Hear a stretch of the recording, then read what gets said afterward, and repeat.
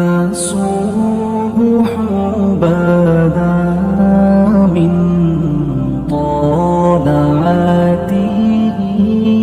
پھر حضرت نوح علیہ السلام اور ان کی قوم کے حالات بیان ہوئے کہ نوح علیہ السلام نے جب اپنی قوم کو توحید کی دعوت دی اور انکار پر عذاب الہی سے ڈرایا تو قوم کے سرداروں نے ان سے کہا، بھلا کیا کہا؟ کہنے لگے آپ تو ہم جیسے بشر ہیں،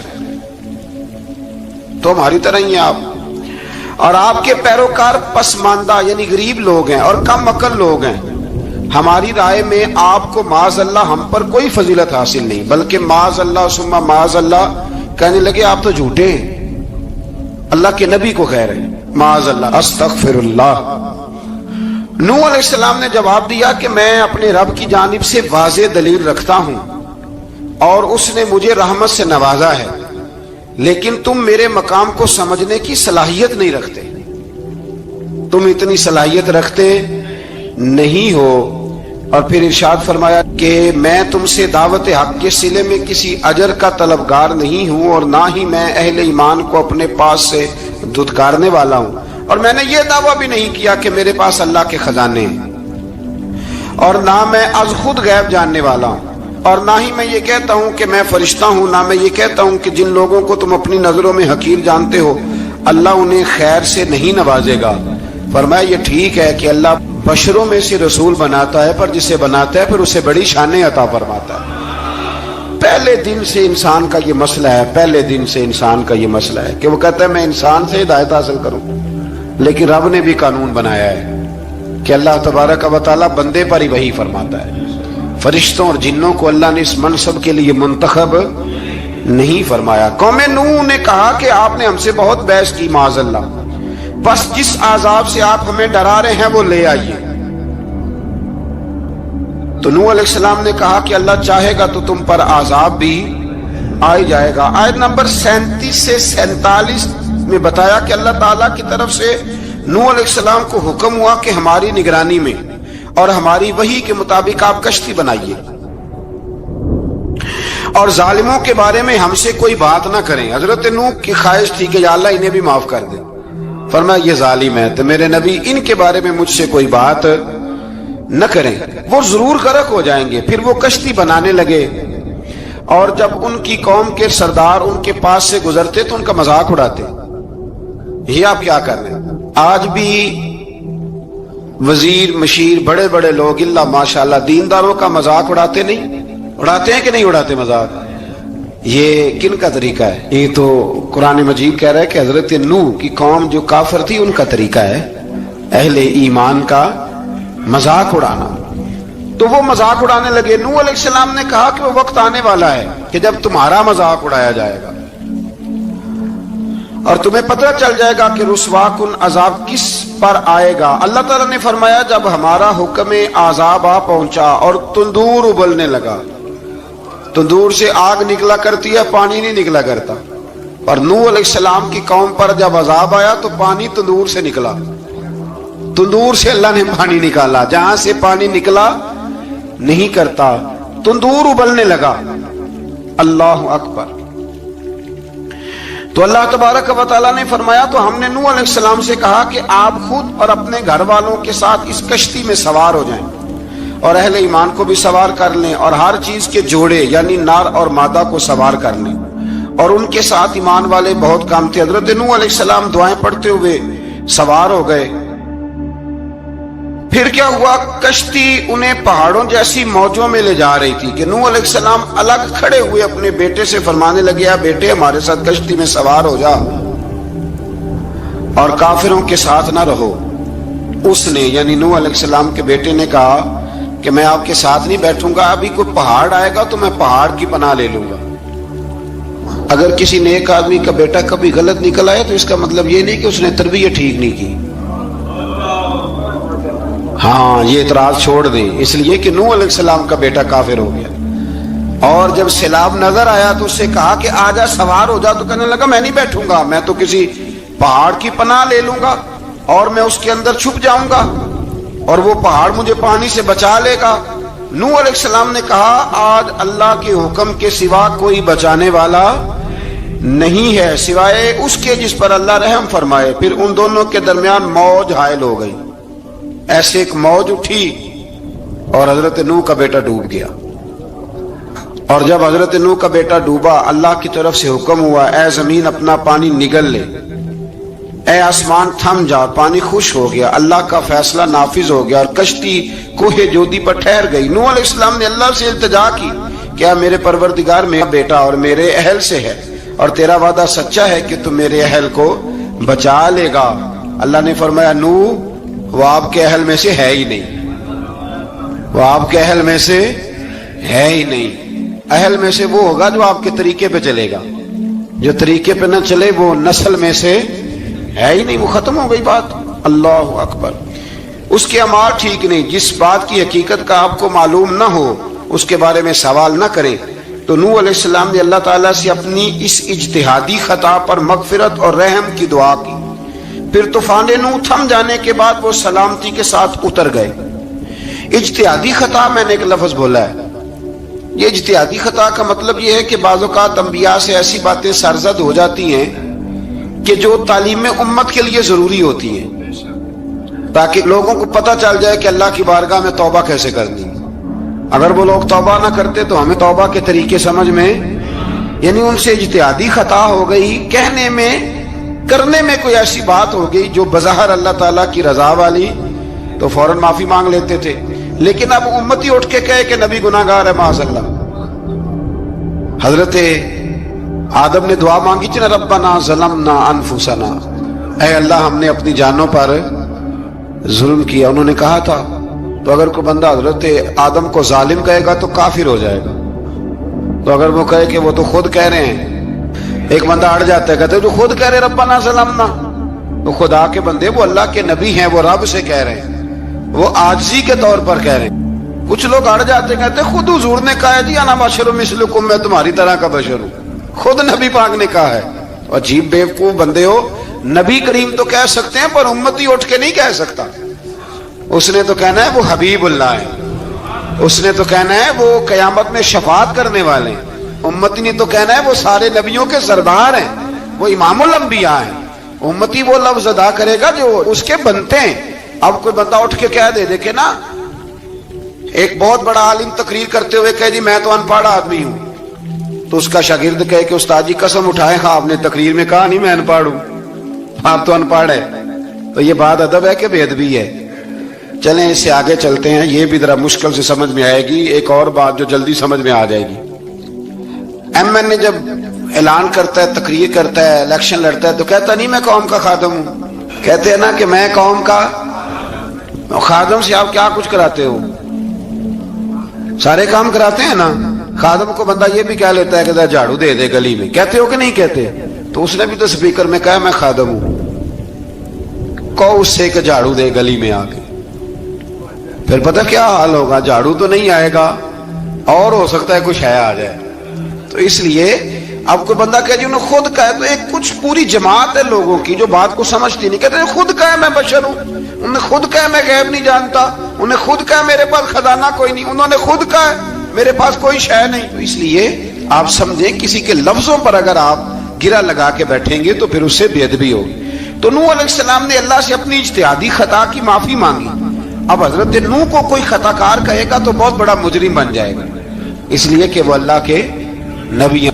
آیت نمبر 50 میں قوم عاد کا ذکر ہے اور ان کی طرف دعوت توحید دینے کے لیے اللہ تعالیٰ نے حضرت ہود علیہ السلام کو بھیجا۔ ہود علیہ السلام نے قوم سے کہا کہ میں تم سے کسی چیز کا اجر طلب نہیں کروں گا، میرا اجر میرے اللہ کی بارگاہ میں ہے، بس تم اپنے رب سے بخشش مانگو، پھر اس کی بارگاہ میں توبہ کرو، اللہ تعالیٰ تم پر موسلا دار بارش برسائے گا اور تمہاری قوت میں اضافہ فرمائے گا۔ قوم عاد نے دعوت حق کو رد کیا اور ایمان نہ لائے، بلکہ ہود علیہ السلام پر طنز کیا۔ وہ کہنے لگے کہ ہمارے تو معبودوں نے، ہمارے بتوں نے معاذ اللہ آپ کو پاگل بنا دیا ہے، آپ کو مجنون بنا دیا ہے۔ الٹا حضرت ہود کو کہنے لگے اس لیے آپ ایسی باتیں کرتے ہیں۔ ہود علیہ السلام نے کہا میں اللہ کو گواہ بناتا ہوں اور تم بھی گواہ رہنا کہ میں تمہارے شرک سے بری ہوں اور میں اللہ پر توکل کرتا ہوں اور میں نے رسالت کا حق ادا کر دیا ہے۔ آیت نمبر 58 میں اللہ تعالیٰ نے فرمایا جب ہمارے عذاب کا وقت آ گیا تو ہم نے اپنی رحمت سے ہود اور ان کے ساتھ مومنوں کو نجات عطا کی۔ قوم عاد نے اللہ کی نشانیاں اور رسولوں کو جھٹلایا اور دنیا اور آخرت میں لعنت کے حقدار ہوئے۔ آیت نمبر 61 میں پھر سے حضرت صالح علیہ السلام اور ان کی قوم سمود کے حالات کو بیان کیا گیا ہے۔ حضرت صالح نے کہا ہے میری قوم اللہ وحدہ لا شریک کی عبادت کرو، اس سے بخشش طلب کرو، اس کی بارگاہ میں توبہ کرو، اس نے تمہیں زمین سے پیدا کیا ہے، اس پر آباد کیا ہے۔ جواب دیا ہے صالح ہمارے آباء و اجداد کے معبودوں کی عبادت کو روکنے سے پہلے ہمیں آپ سے بڑی امیدیں تھیں اور اب آپ ہمیں روکنے لگ گئے ہیں باپ دادا کے دین سے، لیکن اب ہمیں آپ کی دعوت کے بارے میں شکوک ہیں۔ صالح علیہ السلام نے اپنی قوم سے کہا کہ یہ اللہ کی اونٹنی ہے اور یہ تمہارے لیے نشانی ہے، اسے چرنے کے لیے آزاد چھوڑ دو اور اسے تکلیف نہ دینا۔ اللہ اکبر، ورنہ تمہیں عذاب پہنچے گا۔ انہوں نے اونٹنی کی کونچیں کاٹ ڈالی۔ صالح علیہ السلام نے کہا تم صرف 3 دن اپنے گھروں میں مزے اٹھا لو، 3 دن، پھر اللہ کا یقینی عذاب آئے گا۔ پھر ایک چنگاڑ نے ان کو آ دبوچا، وہ اپنے گھروں میں گھٹنوں کے بل اوندے پڑے رہ گئے۔ صرف صالح علیہ السلام ان کے ساتھ اہل ایمان اس عذاب سے بچے۔ یہ 3 قوموں کا ذکر ہو گیا، نوح علیہ السلام کی قوم کا بھی، ہود علیہ السلام کی قوم کا بھی اور حضرت صالح علیہ۔ آگے اللہ تبارک و تعالیٰ نے آیت نمبر 69 میں اس بات کا بیان فرمایا کہ حضرت ابراہیم علیہ السلام کے پاس فرشتے بشری شکل میں آئے، انسانی شکل۔ انہوں نے اجنبی مہمانوں کے لیے بچڑے کا بھنا ہوا گوشت تیار کرایا۔ آپ یقین کریں کچھ باتیں لوگ ایسی بیان کرتے ہیں کہ جن کو نہ سن کے بندے کا دل کرتا ہے کہ اس بندے کو بتائیں کہ یار یہاں تو دین سارا پڑھ۔ ایک صاحب مجھے کہنے لگے جی میں ایک پیر صاحب کے پاس گیا تھا تو بڑی مرغن غذائیں تھیں، انہوں نے میری بڑی خدمت کی پر مجھے نہیں اچھا لگا، پیروں کو چاہیے سادی روٹی رکھیں۔ میں کہ تو پیراں واسطے لسٹ بنا خاں انہوں نے کس طرح نہ ہونا چاہیے۔ یہ بہت بڑی مصیبت ہے، اگر آپ سادہ کھانا کھلا دیں تب بھی اعتراض ہے، اچھا کھلا دیں کہنے رولا ہے کوئی پیر چوکھے مالدار، دونوں طرف سے مسئلہ۔ تو کہنے لگا جی نہیں پیروں کا کیا کام ہے، وہ کڑائیاں اور وہ سارے۔ تو پھر میں نے انہیں کہا کہ آپ اس طرح کریں گھر جا کے نا تو 12ویں سپارے کی تلاوت کریں۔ حضرت ابراہیم نے اپنے مہمانوں کے لیے بھونا ہوا کھانا تیار فرمایا تھا۔ تو آپ کیا کہیں گے کہ حضرت ابراہیم درویش نہیں تھے؟ عجیب بات ہے بھائی، آپ ہر بات میں اڑ جاتے ہیں۔ دین ہم نے وہ لینا ہے جو اللہ کا قرآن ہمیں دیتا ہے اور رسول اللہ کی حدیث ہمیں دیتی ہے۔ جب انہوں نے دیکھا کہ مہمان کھانے کی طرف ہاتھ نہیں بڑھا رہے تو ان کو ڈر محسوس ہوا۔ حضرت ابراہیم کو فرشتوں نے کہا کہ ہمیں قوم لوط علیہ السلام کے عذاب کے لیے بھیجا گیا ہے۔ حضرت ابراہیم کی بیوی کھڑی تھی، اس پر وہ مسکرائیں تو فرشتوں نے اللہ کی طرف سے انہیں حضرت اسحاق علیہ السلام اور اس کے بعد حضرت یعقوب علیہ السلام کی بشارت عطا۔ اسحاق علیہ السلام حضرت ابراہیم کے بیٹے ہیں اور یعقوب علیہ السلام پوتے ہیں، اور یعقوب علیہ السلام کے بیٹے یوسف علیہ السلام۔ ہاں اللہ اگر چاہے تو 7 نسلوں میں نبوت رکھ دیتا ہے اگر اس کی منشا ہو۔ تو حضرت یعقوب کی بشارت دی۔ انہوں نے حیرت سے کہا کہ ہم دونوں میاں بیوی تو بوڑھے ہیں، اس عمر میں اولاد کیسے ہوگی؟ تو فرشتوں نے جواب دیا اے ابراہیم کے گھر والو، تم پر اللہ کی رحمتیں اور برکتیں ہوں، اللہ کی قدرت پر تمہیں کیوں تعجب ہے؟ اللہ فرماتا ہے کہ بیٹے کی بشارت سن کر ابراہیم کا خوف دور ہو گیا اور پھر وہ قوم لوط کے بارے میں گفتگو کرنے لگے۔ ابراہیم بہت بردبار، اللہ سے آہوزاری کرنے والے اور اس کی طرف رجوع کرنے والے تھے۔ اللہ تعالیٰ نے حضرت ابراہیم علیہ السلام کو فرمایا اے ابراہیم اس گزارش سے آپ گریزاں رہیں، اس کا یقینی فیصلہ ہو چکا ہے اور ان پر نہ ٹلنے والا عذاب نازل ہو کے رہے گا۔ وہ کیا گناہ کرتے تھے لوط علیہ السلام کی قوم میں نے بتایا تھا، مرد مردوں سے بدفعلی کرتے۔ تو حضرت ابراہیم نے بھی عرض کی، بار بار گزارش کی، بحث کی کہ اللہ مہربانی فرما ان کا عذاب۔ آپ دیکھیں نبیوں کے حوصلے کتنے بڑے ہیں، قومیں تنگ کرتی ہیں اور طرح طرح کی باتیں کرتی ہیں اور پیغمبر پھر بھی کہتے ہیں یا اللہ مہربانی فرما، اے اللہ ان سے عذاب۔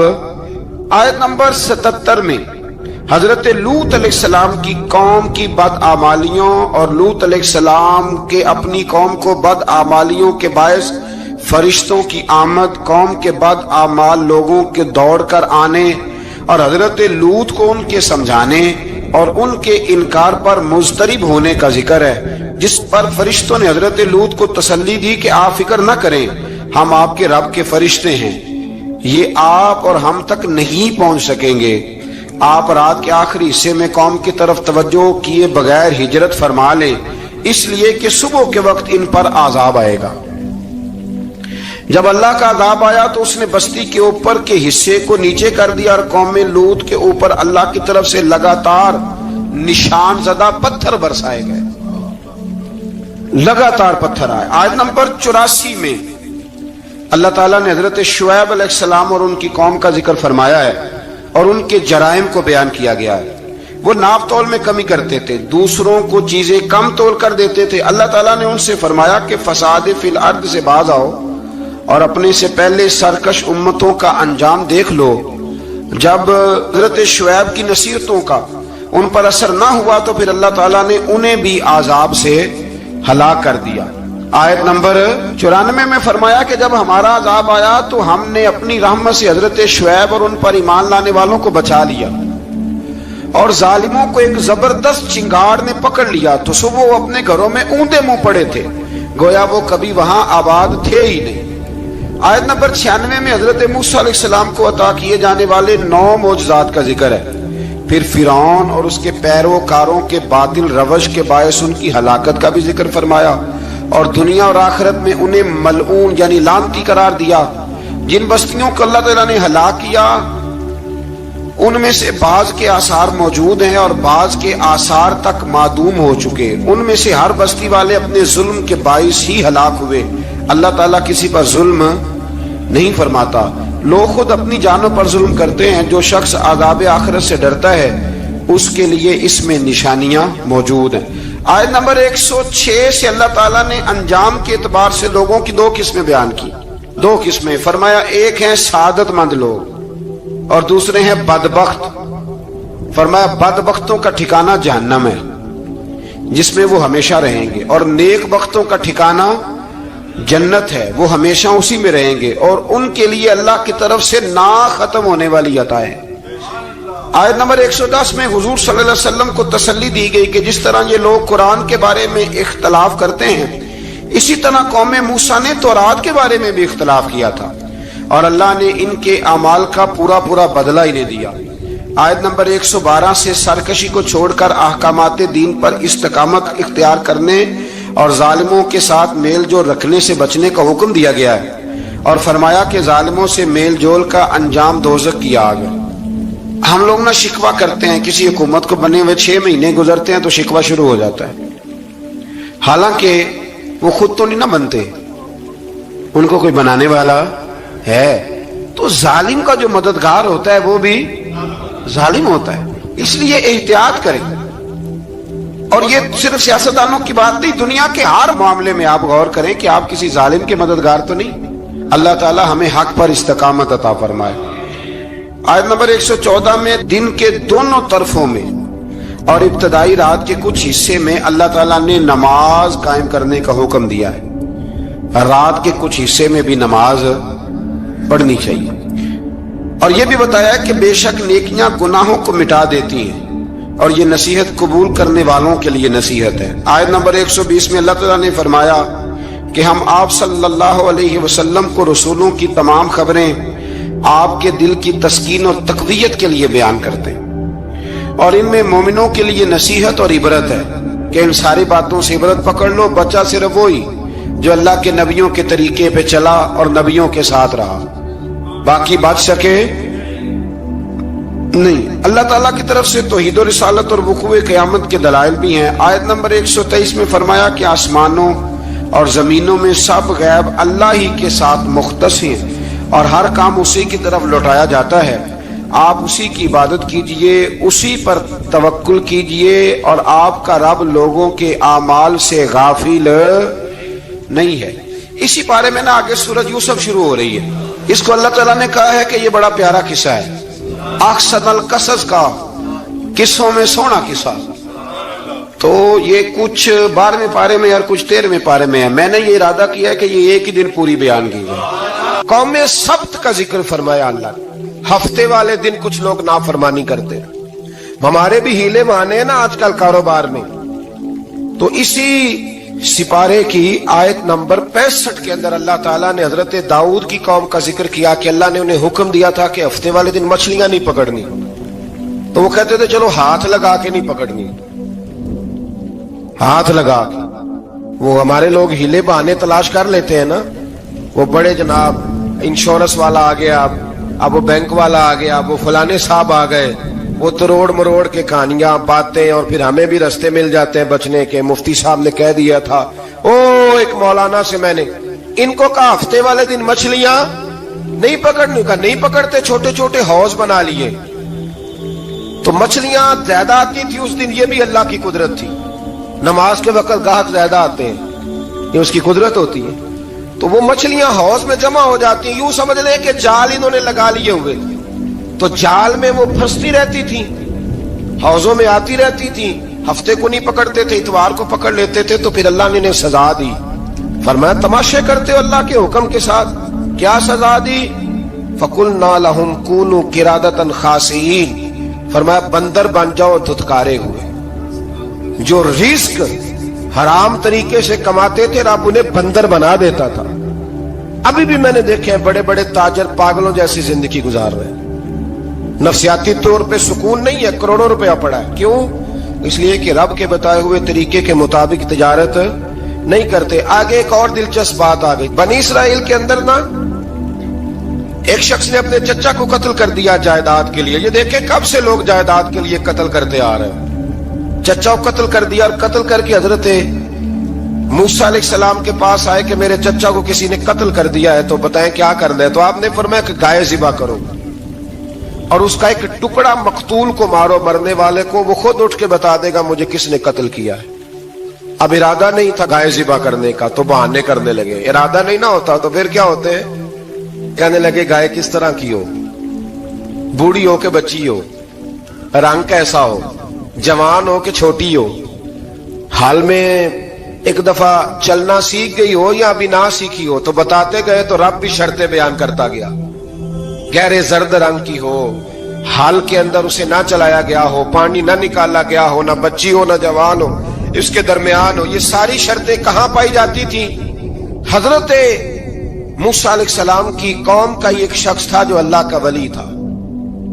وہ جب انتقال کرنے لگا نا, اللہ اکبر, دیکھو رب ولیوں کی اولادوں پر بھی کتنا فضل فرماتا ہے. وہ جب انتقال کرنے لگا تو ایک اس کے پاس چھوٹی سی بچیا تھی, گائے کی بچی.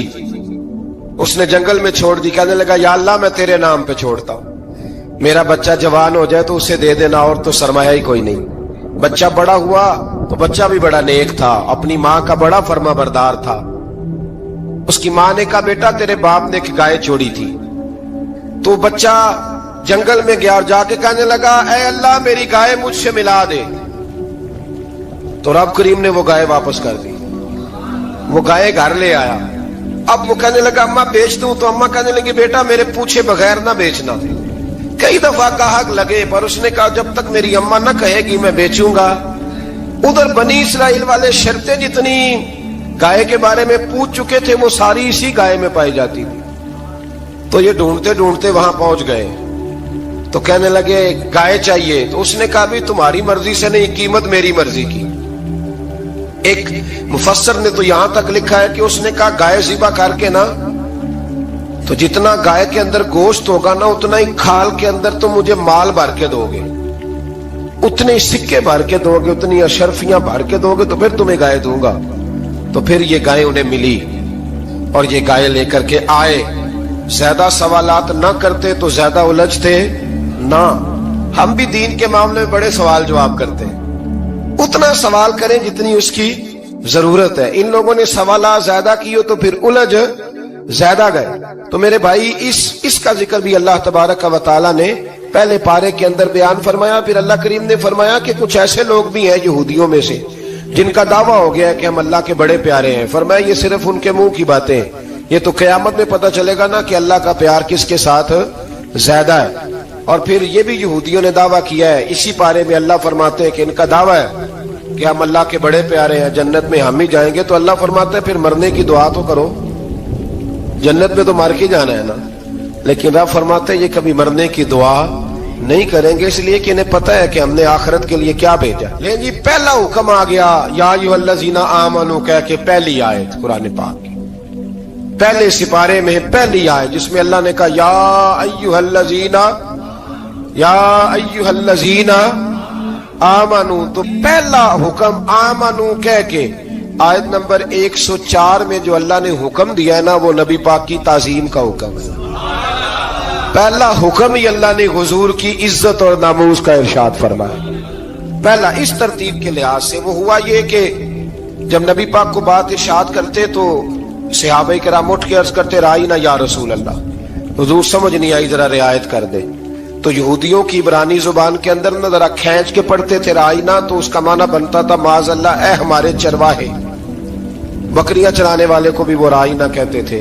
तो जब सहाबा ये कहने लगे तो अल्लाह ने मना ही कर दिया, फरमाया मेरे महबूब के गुलामों इस लफ्ज के पीछे छुप के, इस लफ्ज के पीछे छुप के लोग मेरे नबी की बेअदबी कर जाते हैं, तो जिस लफ्ज का कोई एक माना बेअदबी वाला बनता हो वो लफ्ज भी मेरे नबी के लिए ना कहो, लफ्ज वो वाले कहो जिसमें कोई बेअदबी का माना निकले ना। यहाँ लोगों ने बड़े बड़े लफ्ज नहीं बोल दिए, फिर कहते मेरा मतलब ये था, मेरा मतलब वो था, तो तूने वो लफ्ज बोला क्यों जिसका कोई गलत मतलब भी निकल सकता था। अल्लाह ने फरमाया या अय्युहल्लज़ीना आमनू ला तक़ूलू राइना, ऐ ईमान वालो राइना कहो ही ना। तो या अल्लाह क्या कहे, फरमाया वक़ूलू उन्ज़ुरना, तुम कहो या रसूल अल्लाह एक नजर फरमाइए। अंदाज देखिए, उन्ज़ुरना एक नजर। तो हमारे बुजुर्ग तो पहले ही बड़े प्यार वालों ने कह दिया या रसूल अल्लाह ही उन्ज़ुर हालना। कहते कहां से लाते हो जुमले, मैंने कहा अल्लाह की किताब से। या रसूल अल्लाह ही उन्ज़ुर हालना, या हबीब अल्लाह ही इस्मा काला, तो तुम कहो उन्ज़ुरना, महबूब नजर करम करे, वस्माऊ, और क्या जरूरत है दोबारा पूछने की। अल्लाह कहते पहले ही ध्यान से सुना करो, पहले ही वस्माऊ, पहले ही एहतियात से सुनो। वलिल काफिरीन अज़ाबुन अलीम, और काफिरों के लिए दर्दनाक अजाब है। ले जी इसी पारे में अल्लाह तबारक व तआला ने फिर अहले यहूद का जिक्र किया। तो यहूद कहने लगे कि हम हजरत इब्राहिम के मानने वाले हैं, तो अल्लाह करीम ने वो भी जिक्र किया कि मैंने तो इब्राहिम को आजमाया है। वइज़ इब्तला इब्राहीम रब्बुहु बिकलिमातिन फअतम्महुन्ना, हमने इब्राहिम को कुछ चीजों से आजमाया है, वो हमारी आजमाइश पे पूरे उतरे। काला इन्नी जाइलुका लिन्नासि इमामा, तो फिर हमने उन्हें कहा कि हम आपको पूरी दुनिया का इमाम बनाएंगे। वो आजमाइश क्या थी, आग में जाना भी आजमाइश, बेटे का ना होना भी आजमाइश, बेटा हुआ तो फिर उसे वादी गैर ज़ी ज़र इनमें छोड़ के आना भी आजमाइश, बड़ा हुआ तो फिर ज़िबा करना भी आजमाइश। फरमाया जहां जहां आजमाया है ना, इब्राहिम हमारी आजमाइश में पूरे उतरे। फरमाया तो मुफ्त में हजरत इब्राहिम की औलाद बनते हो और उनका नाम लेते हो और उनके साथ अपना ताल्लुक बनाते हो, देखो तो सही वो कितनी आजमाइशों से गुजरे। तो इसका भी अल्लाह ने इसी में जिक्र फरमाया। और फिर वो बात करते थे हजरत याकूब की और हजरत इसहाक की, तो फरमाया वो तो हमारे इतने खास बंदे थे कि विसाल के वक्त भी उन्होंने अपनी औलादों को नसीहत फरमाई थी कि अल्लाह की तौहीद पे कायम रहना। उसका जिक्र भी अल्लाह ने इसी पारे में बयान फरमाया। और जो हजरत इब्राहिम और जनाब इस्माइल ने काबा तामीर किया, तो उसका जिक्र भी अल्लाह ताला ने इसी बारे में फरमाया। और फरमाया जब वो काबा बना रहे थे तो कह रहे थे रब्बना तकब्बल मिन्ना, कह रहे थे अल्लाह बना हमने दिया है पर मेहरबानी फरमा हमसे कबूल फरमा ले। तो जो आया करीमा आखिर में अर्ज करना चाहता हूं उस पर भी थोड़ी तवज्जो फरमाएंगे तो बात बड़ी निखर के बाहर आएगी। ये 16वें रुकू के अंदर अल्लाह ने फिर यहूद का और ईसाइयत का जिक्र फरमाया। तो अल्लाह करीम ने एक बात इरशाद फरमाई, यहूदियों के यहाँ जब कोई बच्चा पैदा होता था पीले रंग के साथ उसको रंगते थे, या कोई खास रंग था उनका, बच्चा पैदा होता तो उस पर वो रंग चढ़ाते कि ये जी हमारे मजहब का रंग है। हमारे यहाँ भी रस्में है ना अपनी अपनी, माज़अल्लाह अपनी अपनी नहीं होनी चाहिए, अल्लाह रसूल का हुक्म होना चाहिए। तो यहूदियों के यहाँ बच्चा पैदा होता तो एक खास रंग चढ़ाते, ईसाइयों के यहाँ पैदा होता तो वो भी एक खास रंग चढ़ाते। तो मुसलमानों के यहाँ बच्चे पैदा हुए तो उन्होंने भी तवज्जो की कि ये क्या हो रहा है। तो रब करीम ने फरमाया सिबगत अल्लाह, रंग अल्लाह का ही है। ومن احسن من اللہ صبغا، اور فرمایا اللہ کے رنگ سے زیادہ خوبصورت کس کا رنگ ہو سکتا ہے؟ اللہ کا رنگ کیا ہے؟ لا الہ الا اللہ محمد الرسول اللہ صلی اللہ علیہ۔ فرمایا نیلے پیلے کالے رنگ نہ چڑھاؤ، اپنے ذہن پر توحید و رسالت کا رنگ چڑھاؤ، یہ سب سے بہترین رنگ ہے۔ اگر تمہارے ذہنوں پر رب رسول کی توحید کا رنگ چڑھ گیا تو یہ وہ والا رنگ ہے، پھر تمہیں کسی اور رنگ کی طرف جانے کی ضرورت نہیں پڑے گی۔ تو فرمایا رنگ وہ پیدا کرو جو توحید کا ہے، رسالت کا ہے، اس رنگ کی توجہ کرو۔ قرآن مجید کے اس پارے میں اللہ کریم نے مختلف باتیں بیان کر کے آخری رکوع میں یہ جو رنگ کا ذکر فرمایا نا، تو یہ لگتا ہے پورے پارے کا خلاصہ ہے کہ رب کریم نے فرمایا اصل بات یہ ہے کہ تمہاری سوچوں پہ رب رسول کی توحید و رسالت کا رنگ ہونا چاہیے۔ وہ ایک دفعہ مسلمہ کذاب بے ایمان کہنے لگا میں نے بنا لیا قرآن پاک کا جواب، معاذ اللہ۔ جواب کیا بنایا؟ وہ سورت ہے نا القاریہ تم القاریہ وما ادراک ما القاریہ، کھڑکھڑانے والی کیا ہے؟ کھڑکھڑانے والی تمہیں کیا پتا کیا ہے؟ کھڑکھڑی قیامت کا ذکر ہے۔ کہنے لگا میں نے اس جیسی صورت بنا لیا، تو کیا بنایا؟ الفیل ملفیل وما ادراک ما الفیل۔ کہنے لگا ہاتھی، تمہیں کیا پتا کیا ہاتھی؟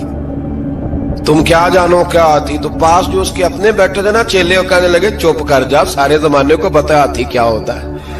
تو پاگل ہے، اس کے دو کان ہوتے ہیں، ایک سونڈ ہوتی ہے، چار اس کے پیر ہوتے ہیں۔ بیوقوف آدمی قرآن کا مقابلہ کرنا ہے تو وہ چج کے ساتھ کر، پاگلوں کی طرح مقابلہ کرے گا، جوتے کھائے گا بھی ہمیں بھی پڑھوائے گا۔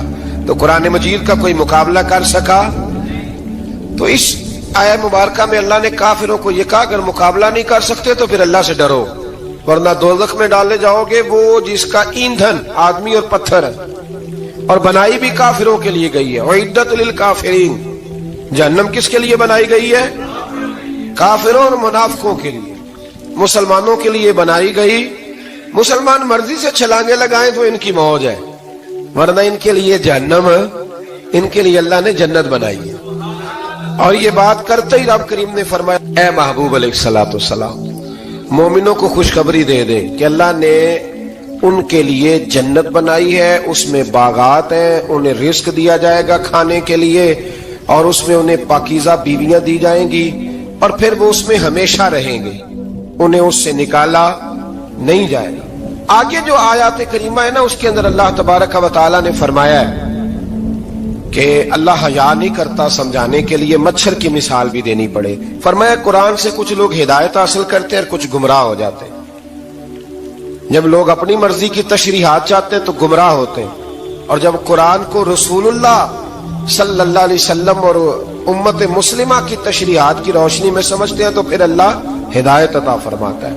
پھر اللہ تبارک و تعالی نے آگے ارشاد فرمایا حضرت آدم کی پیدائش کا واقعہ۔ کچھ مفسرین نے لکھا اللہ نے مشورہ کیا تھا فرشتوں سے، وَإِذْ قَالَ رَبُّكَ لِلْمَلَائِكَةِ إِنِّي جَاعِلٌ فِي الْأَرْضِ خَلِيفَةً، لیکن کچھ مفسرین کہتے ہیں کہ اللہ کو ضرورت نہیں فرشتوں سے مشورہ کرنے کی، اللہ نے فرشتوں سے مشورہ نہیں کیا، بلکہ رب نے انہیں آگاہ فرمایا تھا کہ میں لگا ہوں زمین پہ اپنا نائب بنانے، میں خلافت دینے لگا ہوں زمین پہ۔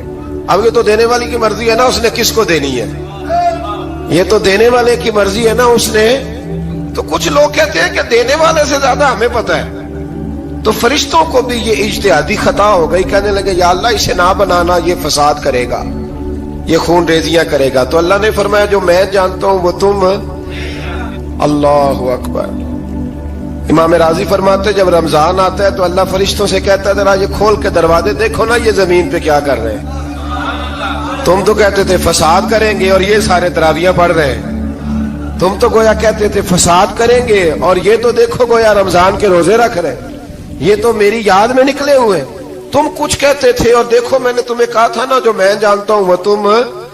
اللہ نے پھر حضرت آدم علیہ السلام کو تمام زمانے کے علوم عطا کیے، علم سکھا لیا۔ تو فرشتوں سے کہا تم بھی ان چیزوں کے نام بتاؤ، تو وہ بتا سکے نہیں۔ اللہ نے فرمایا اب اس طرح کرو آدم کو سجدہ کرو، سب نے سجدہ کیا سوائے، وہ کہنے لگا یا اللہ صرف تجھے ہی کرنا ہے، کرنا بھی صرف اللہ کو چاہیے، پر رب کے آگے بھی جھکنا چاہیے، اور جس کے سامنے رب جھکائے نا وہاں بھی۔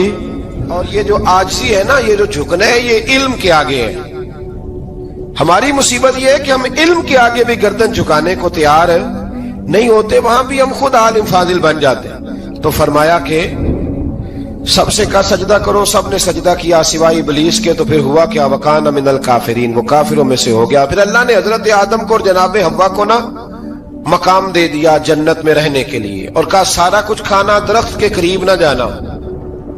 ابھی آپ کسی سے کہہ دیں تھوڑا سا کہ پیچھے نہ دیکھنا، یعنی اگر میری سمجھ لے ادب کی وجہ سے کوئی 1.5-2 منٹ یا 6 منٹ نہیں بھی نہ دیکھے گا تو سوچے گا ضرور کہ پتہ نہیں اب پیچھے کیا ہے، مصیبت کیا ہے۔ یعنی آپ کہہ کے دیکھ لیں کسی کو، پیچھے نہ دیکھنا فطرت ہے نا انسان کی، وہ جستجو کرتا ہے، کہا اس درخت کے پاس نہ جانا۔ تو حضرت حوا سلام اللہ علیہ کہتے ہیں دل میں خیال رہتا تھا کہ آخر ہے کیا درخت کے پاس۔ یہی انسان کا عقیدہ توحید ہے کہ جہاں سے رب منع کر دے وہاں وہ منع ہو جائے، اور یہ ان کی خطا نہیں تھی، یہ اللہ کی حکمت تھی، چونکہ رب نے تو پہلے کہہ دیا تھا بنایا ہی زمین کے لیے، تو یہ تو سارا کچھ ہونا تھا تو زمین پہ آنا تھا نا۔ تو حضرت حوا اور جناب آدم کے پاس شیطان آیا، اب اس کو نکال تو دیا تھا پر ابھی اس کا جنت میں آنا جانا بند نہیں ہوا تھا، یہ بھی اللہ کی حکمت تھی۔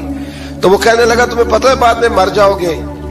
تو حضرت حوا کہنے لگی کیا موت بھی آئے گی؟ کہاں، اس کی تکلیف بھی بڑی ہوگی، تو پھر بچیں گے کیسے؟ تو کہنے لگے پھل کھا لو اس درخت کا۔ تو بچنے کے لیے پھل کھایا تھا۔ جس طرح لوگ آج بہت سارے کام بچنے کے لیے کرتے ہیں پر بچ سکتے، بچنے کے لیے پھل کھایا تو اللہ نے فرمایا زمین پہ چلے جاؤ۔ تو حضرت آدم زمین پہ آئے، پھر کئی 100 سال روتے رہے۔ فَتَلَقَّى آدَمُ مِن رَبِّهِ کَلِمَاتٍ، تو پھر اللہ نے خود ہی جناب آدم کو کچھ کلمے سکھائے۔ علامہ اسماعیل حقی فرماتے ہیں وہ کلمے یہ تھے کہ حضرت آدم نے میرے نبی کا وسیلہ پیش کیا، اللہ کریم نے جناب آدم کی دعا کو مقبول فرما لیا۔ پھر آگے بنی اسرائیل کا ذکر آ جاتا ہے۔ اللہ تعالیٰ نے بنی اسرائیل، آج آپ اسی قوم کو یہودی کہتے ہیں، ان کو اللہ نے اس زمانے میں فضیلت عطا کی تھی بہت زیادہ۔ تو عرب کے اندر جب نبی پاک علیہ السلام نے اعلان نبوت کیا تو کچھ لوگوں نے یہ کہہ دیا کہ اگر یہ یہودی کلمہ پڑھ لیں گے تو ہم بھی پڑھ لیں گے۔ تو پھر اللہ نے انہیں یاد کرایا کہ تم اصل میں کیا ہو، تمہیں کلمہ پڑھنا چاہیے۔ تو اہل یہود کا تذکرہ کرتے کرتے رب کریم نے ایک بات یہ بھی ارشاد فرمائی کہ تم لوگوں کو تو کہتے رہے ہو کہ وہ نبی آنے والے ہیں، وہ نبی آنے والے ہیں، اور جب آ گئے ہیں تو ماننے کو تیار نہیں ہو۔ تو فرمایا تأمرون الناس بالبر وتنسون انفسکم وانتم تتلون الکتاب، لوگوں کو بھلائی کا حکم دیتے ہو اور اپنے آپ کو بھول جاتے ہو۔ افلا تعقلون، تمہیں عقل نہیں؟ پھر اللہ نے انہیں یہ بھی یاد کرایا کہ یاد کرو وہ زمانہ کہ جب فرعون نے خواب دیکھ لیا تھا کہ کوئی بچہ اس کی سلطنت کو تباہ کرے گا، تو پھر اس نے تمہارے بچوں کو ذبح کرانا شروع کیا اور تمہاری بیٹیوں کو چھوڑتا تھا۔ فرمایا یہ بھی تو تم نے دیکھا، میں نے تمہیں پھر تم سے کہا جہاد کرو قوم عمالقہ کے خلاف، تو مقام طیہ میں جا کے یہ لوگ کہنے لگے ہم سے جہاد نہیں ہوتا۔ اللہ نے انہیں ایک میدان میں قید کر دیا۔ بڑی دلچسپ بات، قید تو لوگ ہوتے ہیں نا چار دیواری میں، تو اللہ نے بنی اسرائیل والوں کو جب انہوں نے کہا ہم جہاد نہیں کریں گے تو اللہ نے میدان میں قید کر دیا۔ میدان میں، یہ یاد رکھیں، جب انسان اللہ کی نافرمانی کرتا ہے تو اسے ایسی قید ملتی ہے جس کا اس نے تصور بھی نہیں کیا ہوتا۔ ایک میدان ہے مقام طیہ، قید ہو گئے، سارا دن سفر کرتے تھے، سارا دن، تو رات کو تھک کے سوتے تھے، صبح اٹھتے تھے نا جب، تو وہیں ہوتے تھے جہاں کل صبح چلے تھے۔ تو رب جب کسی کو قیدی بناتا ہے تو اسے زنجیروں کی، سلاخوں کی ضرورت، دعا فرمائے اللہ تبارک و تعالی غموں سے نجات عطا فرمائے، یہ دعا فرمائے۔ ایسی قید دیتا ہے کہ جس سے پھر چھٹکارا ہو سکتا۔